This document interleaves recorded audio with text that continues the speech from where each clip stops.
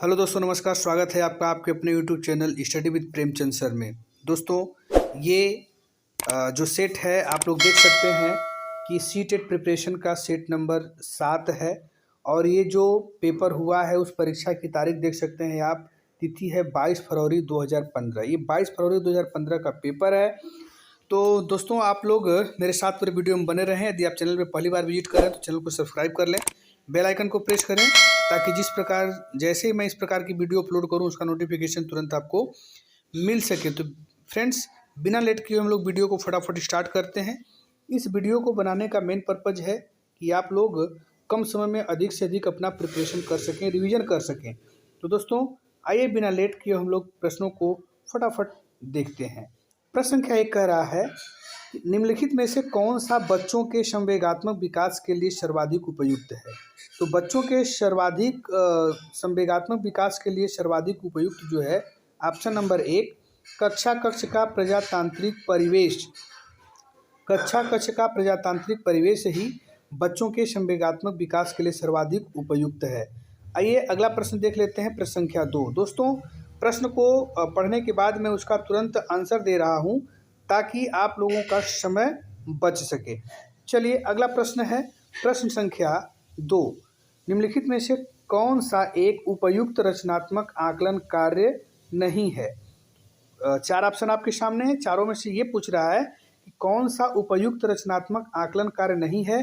इसका correct answer होगा option number 1, खुले अंत वाले प्रश्न। ठीक है, खुले अंत वाले प्रश्न जो है ये रचनात्मक आकलन का कार्य नहीं है। अगला प्रश्न है प्रश्न संख्या 3, एक प्रभावशाली अध्यापिका होने के लिए यह महत्वपूर्ण है। मान लीजिए कि आप एक शिक्षक हैं या शिक्षिका हैं, तो कह रहा है कि एक प्रभावशाली अध्यापिका होने के लिए क्या महत्वपूर्ण है।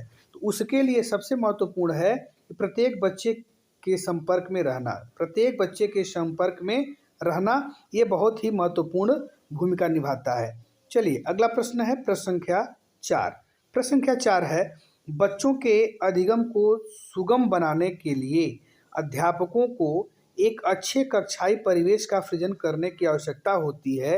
इस प्रकार के अधिगम परिवेश का सृजन करने के लिए नीचे दिए गए कथनों में से कौन सा सही नहीं है। इसमें से प्रश्न पूछ रहा है कि कौन सा सही नहीं है।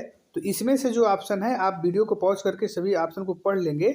बाकी 4 ऑप्शन में से 3 ऑप्शन सही है, लेकिन ये वाला ऑप्शन, ऑप्शन नंबर 2 जो है ये सही नहीं है। अध्यापकों के अनुसार कार्य करना, कभी भी अध्यापकों के अनुसार आपको कार्य नहीं करना है। जब भी आप एग्जाम देने बैठेंगे, जो भी हो, अध्यापकों के पक्ष में जो बातें होंगी उसको छोड़ करके ही आपको ट्रिक लगाना है। जो भी बातें होती हैं वो सब बच्चों के ऊपर डिपेंड करती हैं और बच्चों से रिलेटेड ही इसका आंसर होना चाहिए। चलिए प्रश्न संख्या 5, लड़कों एवं लड़कियों के विषय में कुछ कथन नीचे दिए गए हैं।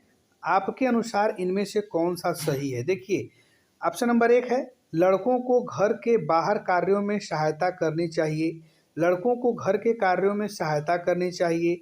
सभी लड़कों को विज्ञान तथा लड़कियों को गृह विज्ञान पढ़ाया जाना चाहिए। लड़कियों को घर के कार्यों में सहायता करनी चाहिए। ये कह रहा है कि लड़कों एवं लड़कियों के विषय में कौन सा कथन जो है सही है। कौन सा कथन सही है। तो इसका सही आंसर होगा लड़कों को घर के कार्यों में सहायता करनी चाहिए। ठीक है, ये नहीं कि मतभेद वाली बात नहीं कि लड़के लड़कियों में मतभेद करें, ये गलत है। तो इसका करेक्ट आंसर होगा कि लड़कों एवं लड़कियों के विषय में कुछ कथन जो दिया गया है, तो ये जो बच्चे हैं तो बच्चों को घर के कार्यों में सहायता करनी चाहिए। ये जो है सही आंसर है। प्रश्न संख्या 6, एक बच्चे को कॉपी में लिखने में विपरीत छवियां, दर्पण छवि आदि जैसी गलतियां मिलती हैं। इस प्रकार का बच्चा लक्षण प्रदर्शित कर रहा है। इस प्रकार का बच्चा किस प्रकार का लक्षण प्रदर्शित कर रहा है।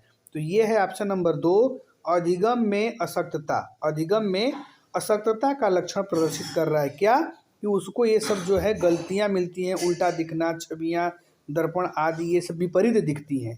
तो अगर विपरीत दिख रहे हैं तो ऐसे में इसमें से कौन सा लक्षण प्रदर्शित हो रहा है। अधिगम में अशक्तता का लक्षण प्रदर्शित हो रहा है।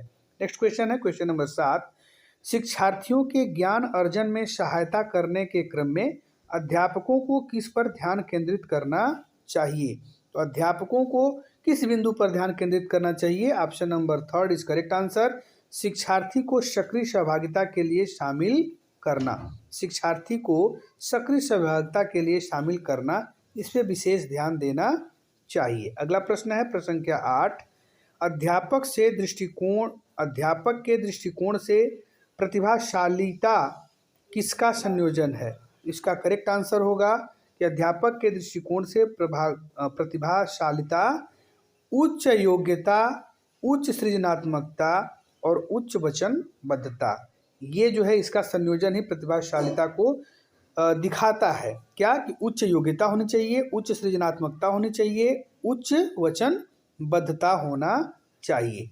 आइए अगले प्रश्न पे चलते हैं गाइस। प्रश्न संख्या 9। प्रश्न संख्या 9 क्या कह रहा है कि एनसीएफ 2005 के अनुसार गलतियां इस कारण महत्वपूर्ण होती हैं। किसके कारण गलतियां महत्वपूर्ण होती हैं? Option number 3 is correct answer. यह बच्चे के विचार को अंतर्दृष्टि उपलब्ध कराती है तथा समाधानों को पहुंचाने में सहायता करती है। फिर से देख लें, यह बच्चे के विचार को अंतर्दृष्टि उपलब्ध कराती है तथा समाधानों को पहचानने में सहायता करती है। आइए अगले प्रश्न पे 10 पे, आउट ऑफ द बॉक्स चिंतन किससे संबंधित है? Friends, out of the box जो चिंतन है वो अपसारी चिंतन से संबंधित है। ऑप्शन नंबर 3 सही होगा। ठीक है, आइए अगला प्रश्न है प्रश्न संख्या 11।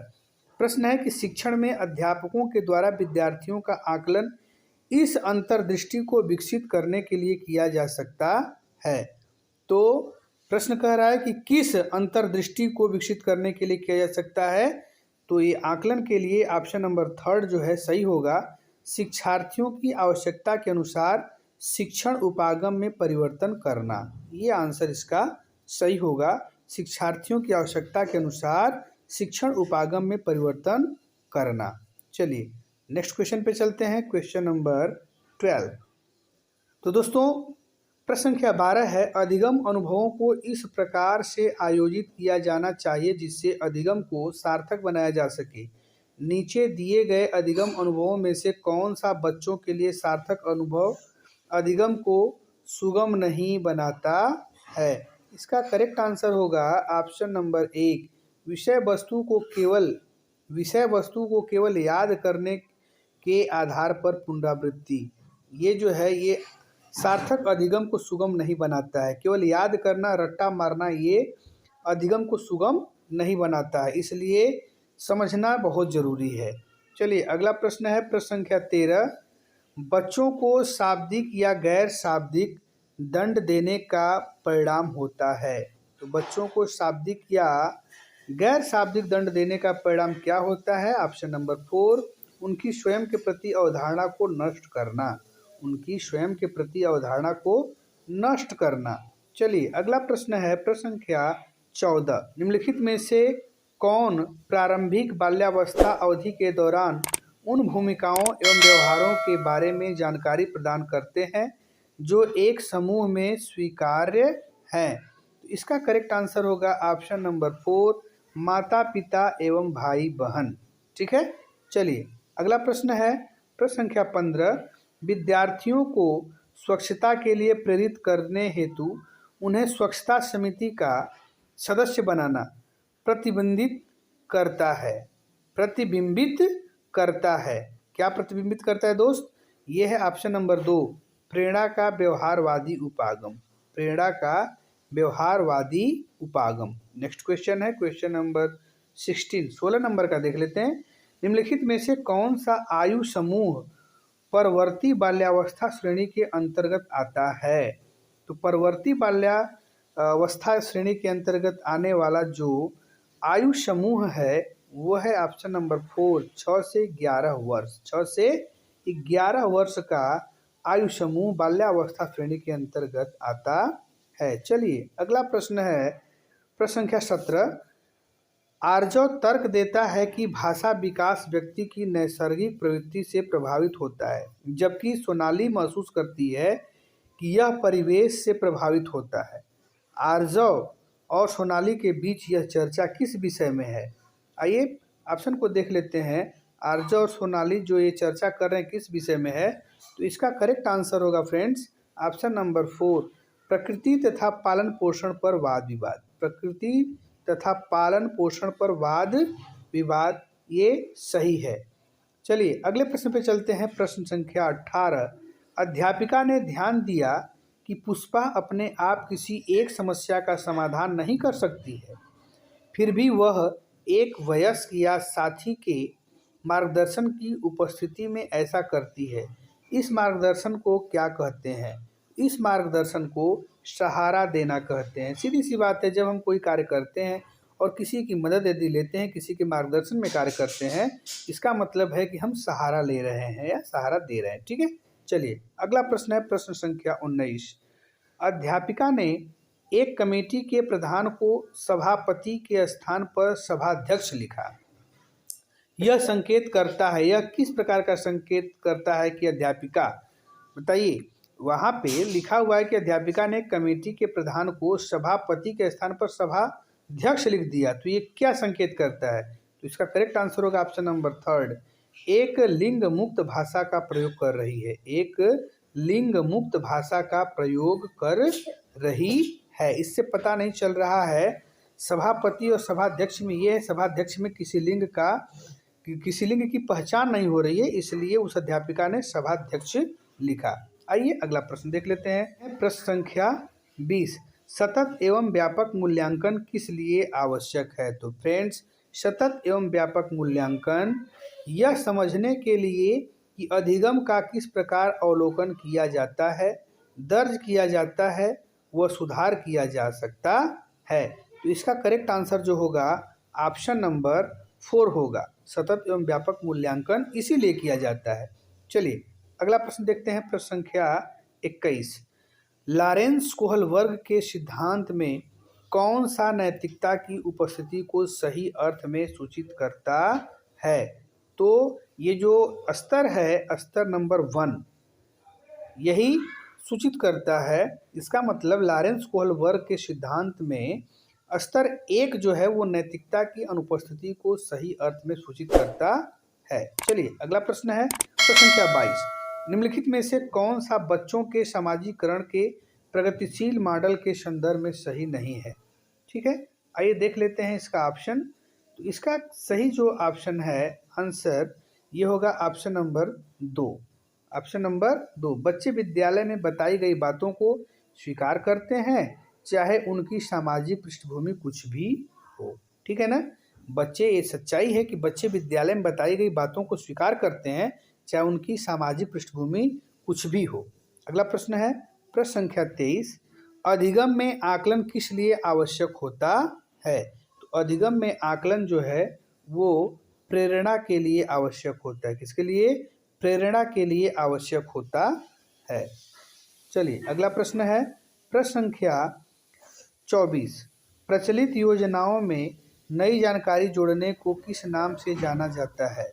तो प्रचलित योजनाओं में नई जानकारी जोड़ने के लिए ये जो है आत्मसात्करण नाम से जाना जाता है। ठीक है, चलिए अगला प्रश्न है प्रश्न संख्या 25। 25 नंबर का प्रश्न है, हम सभी अपनी बुद्धि, प्रेरणा, अभिरुचि आदि के संदर्भ में भिन्न होते हैं। यह सिद्धांत संबंधित है। यह सिद्धांत किससे संबंधित है कि हम बुद्धि, प्रेरणा, अभिरुचि आदि सभी के संदर्भ में भिन्न होते हैं? तो यह सिद्धांत किससे संबंधित है?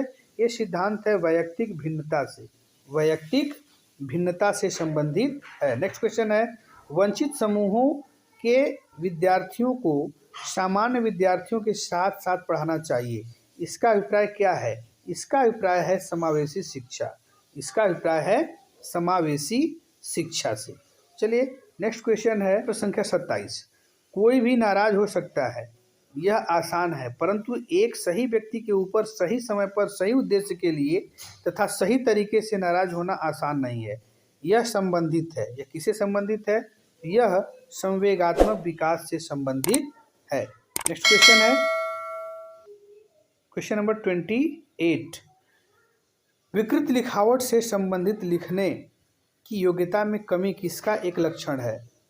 तो इस प्रकार का यदि प्रश्न आता है तो उसका सीधे सीधे आप आंसर देंगे डिस्ग्राफिया से संबंधित है। ठीक है, चलिए अगला प्रश्न चलते हैं हम लोग। संख्या 29 क्या कहता है? पियाजे के सिद्धांत के अनुसार निम्नलिखित में से कौन सा व्यक्ति के संज्ञानात्मक विकास को प्रभावित नहीं करेगा?